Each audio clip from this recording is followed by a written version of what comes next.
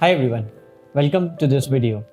In this video, I'll be teaching about the new rich thinking that I have learned from this amazing book called The 4-Hour Work Week. The title also seems to be very interesting, working 4 hours a week. And as being a software engineer who's working 80 hours a week, definitely I have learned some few new things from it that I will be sharing in this video. I have always been trained from starting that work more to earn more, make yourself busy with work, enjoy life, but work first or study first. This book teaches us some new things that I have learned and I have also started practicing in my life that I will be sharing with you guys in this video. So let's start directly. So first learning that I have from this book is to understand the parameters of time, mobility and money. I generally have always thought to earn more and more money. But what this book tells that new rich not only just optimize their earning but optimize their working time as well. They have lower working time. They try to free their more time so that actually they can enjoy their richness. Secondly, they also want freedom of mobility and do not want to restrict themselves to just one location. They can do business around the world. They can just do a Skype or a phone call, or they can be working just from home in their jobs and earning the same amount of money, whereas along with just roaming and traveling and enjoying their richness. So that is the freedom of time and mobility that New Rich wants. Next learning that I had got is that there is a difference between absolute income and relative income. I've been working in job for such a long time. I always used to measure my income which gets credited to my bank account every month. But there is a difference between absolute income and relative income. New Rich looks after the relative income rather than the absolute income. So let's understand what is the difference between them. So consider an example that let's suppose I am earning 1 lakh rupees per month and I am giving 80 hours per week to my work. So in a month, I'm giving 320 hours and earning 1 lakh rupees per month. So it comes out that my income is around 300 rupees per hour. Whereas on other contrary, if another person who is working kind of 10 hours per week and earning, let's assume half of what I'm earning, let's suppose 50,000 rupees. So he is earning around 1200 rupees per hour. So if I compare with absolute income, I am much richer. But actually, if we see with more time in hand, the other person is more richer than what I am earning. So the learning that I had got from this book is that not to look at absolute income, but to look at the relative income. Next learning is Pareto's law, 80-20 rule. This is a very interesting law.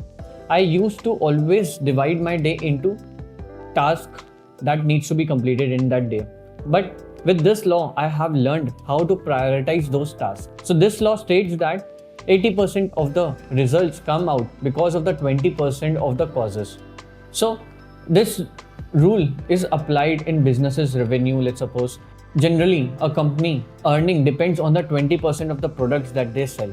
Similarly, I was able to apply this rule in my life also, where I now prioritize my tasks and identify which of those tasks will result in the maximum results. So I put my most time or efforts in those tasks. The other remaining tasks that gets left out, those can be either batched together to get completed at a particular time so that we don't get disturbed along the day, or it could be outsourced to someone else who can perform that task, or it could be delegated to someone for whom that task may be important. But this saves me that I do my important task first before doing those unimportant tasks. So this is about the Pareto's law. There is a very wonderful quote in this book. Doing less is not laziness. It's so good statement. What does it mean that if you do less, it is not laziness actually. You are basically saving your time for the most important things, rather than doing the unimportant things. Next learning that I have from this book is called Parkinson's law. It's an interesting law. It states that whatever time we dedicate to a particular task that task will basically swell along that time. Say that I'll complete a task in a day. It will take a day's time for me to complete that task. But if I say that task, I'll get it completed in 5 hours, I'll put some more efforts and the task will get completed in 5 hours. So this law states that automatically the task will swell in the duration that one has thought of. Now, what the author is saying that is to have some clear and shorter deadlines to each and every task so that you do not spend so much time in completing it, which can be done with more efforts and less time. After I have divided the task using the 80-20 rule, I create a timeline, clear and shorter timeline for those tasks that I will take this much amount of time to come. It also helps to avoid disturbances because I have allocated a set period of time and I will focus that time for that major task. Next learning of this book is ask for forgiveness rather than permissions. This is personally one of the most important learning for me from this book because I generally tend to validate my decisions before taking actions. Either it could be from my supervisors or maybe from my colleagues that whether this is correct or not. So I generally used to take permissions from people before I take actions. But this book says that the new rich, they generally take actions, take decisions quickly and ask for forgiveness if they are wrong rather than taking permissions from the people. After performing this learning in my job, I have felt more confident when after performing the actions, I actually don't have to ask for forgiveness because the decisions or actions that I took were not actually wrong. So it built me more confidence in decision making and I have become more assertive in taking actions. I used to listen more to people because I know now that I don't have to validate my decision. I have to take my own decision. So I try to listen more. I try to gather more knowledge from people before I take the decisions. So that is a very important learning that I have got from this book. Next learning is effectiveness versus efficiency. Efficiency is performing a task in the most optimum way.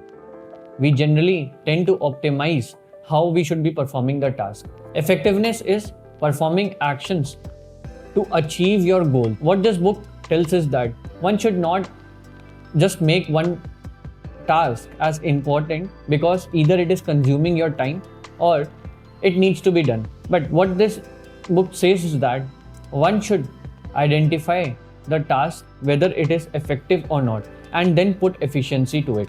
Doing an ineffective task or a non-important task efficiently will not lead you much closer to the goal. So I have started basically dividing my tasks which are the most effective towards my goal and performing them efficiently and prioritizing them first, along with the Pareto's laws that was discussed earlier. Similarly, I have started to basically bucketize my task into effective and non-effective and performing the non-effective bucket later on the day or batching them together or kind of delegating it to someone like kind of code reviews which are unimportant for me. But important or effective tasks to complete my goal are performed first and done efficiently. Spend more time on. Next learning is that eustress is good but distress is bad. Stress which comes due to performing some task which is new that motivates you to take actions against it. For example, I have some stress when I have to give a live presentation in front of the people or when I have to say yes to a new project which makes me move to a more uncertain zone. But that stress is good for us because that motivates me to learn presentation skills or maybe to upskill myself, conquer a new task. So eustress is outcomes is growth, but distress causes avoiding of taking of actions. For example, if I have lack of motivation or I fear or there is some kind of a manager abuse, it definitely makes me negative in performing some action. So that is distress. So what this book teaches us that we should take more eustress, which stretches us to perform more actions and learn new things and causes us to grow. Next learning that I have got, or the new rich thinking that I have got, is empowerment failure. We actually tend to be happy in taking most of the decisions that affect us, but we don't empower those decisions and save our time by delegating those decision taking capability to others. For example, uh, I build different features as a software engineer, but I never delegate any steps to debug the previous feature to anyone else except for me. So what it causes is that I have to perform multiple things together. I will never be able to free my time. So what this learning says is that we should empower people to take decisions. You should be at the sideline of the road monitoring the traffic, but you should not never be the bottleneck in taking all the decisions. Otherwise, if you remain the bottleneck, you have to devote always some time in taking those decisions. So one should learn how to empower people.